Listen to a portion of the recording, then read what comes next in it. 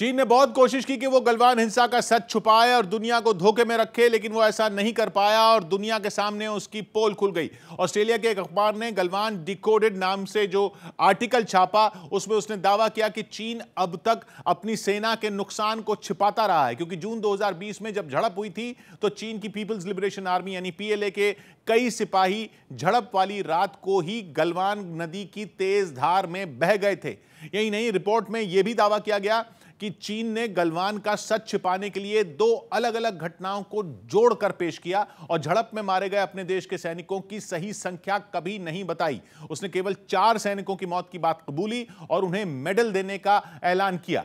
यही नहीं, चीन ने सच को दबाने के लिए हर मुमकिन कोशिश की थी और अपने देश के सोशल मीडिया प्लेटफॉर्म से अपने सैनिकों की मौत से जुड़ी हर खबर हटवा दी थी, जिनमें चीन का सोशल मीडिया प्लेटफॉर्म वीबो भी शामिल है, जिसने गलवान हिंसा वाली रात को चीन के 38 सैनिकों के नदी में बहने का दावा किया था। लेकिन चीन के अधिकारियों ने वीबो पर डाली गई पोस्ट हटवा दी थी, जिसका मतलब साफ है कि चीन नहीं चाहता था कि दुनिया यह जाने कि भारत के जवानों के आगे उसके सैनिक पानी मांगने लगे थे और भाग खड़े हुए थे। गलवान डिकोडेड नाम के आर्टिकल में तो यह दावा भी किया गया कि चीन ने यह तक नहीं बताया कि उसे इस झड़प में कितना नुकसान हुआ और दुनिया को मनगढ़ंत कहानियां सुनाता रहा। वहां की मीडिया तक ने इस खबर की रिपोर्टिंग नहीं की।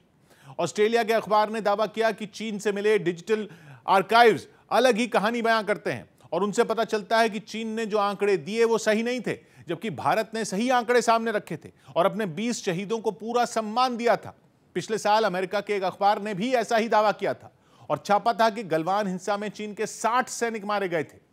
लेकिन चीन झूठ बोलता रहा और दुनिया भर में उसकी थू-थू होती रही। इस नए दावे के बाद वो दूसरे देशों को मुंह दिखाने के लायक ही नहीं बचा, क्योंकि उसने अपने देश के सैनिकों के सम्मान की ही फिक्र नहीं की। 2020 में गलवान में जो झड़प हुई थी, उसमें 4 दशक में पहली बार भारत और चीन के सैनिक आक्रामक अंदाज में आमने सामने आए थे। दावा किया जाता है कि 15 जून की झड़प तब शुरू हुई थी जब भारत के सैनिक गलवान नदी के एक सिरे पर यानी भारत के हिस्से में एक अस्थायी पुल बना रहे थे, जिसका मकसद था चीन की गतिविधियों पर नजर रखना, क्योंकि अप्रैल 2020 के बाद से चीन लगातार भारत के साथ हुए समझौते की अनदेखी कर रहा था और बफर जोन में पेट्रोलिंग और अवैध निर्माण कर रहा था।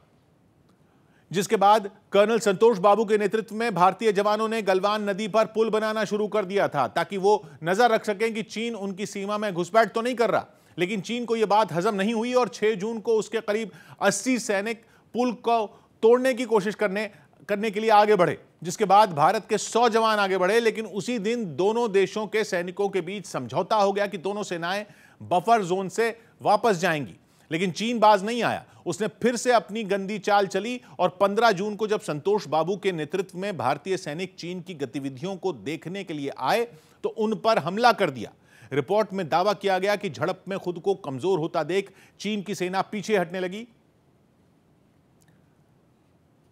और उन्होंने रात के अंधेरे में ही नदी में उतरकर उसे पार करने का फैसला किया। लेकिन नदी का बहाव तेज हो गया और चीन के कई सैनिक बह गए। लेकिन चीन ने कभी भी यह बात नहीं मानी कि हिंसा की रात उसके कई जवानों की मौत हो गई थी और केवल 4 जवानों की मौत की बात कबूली।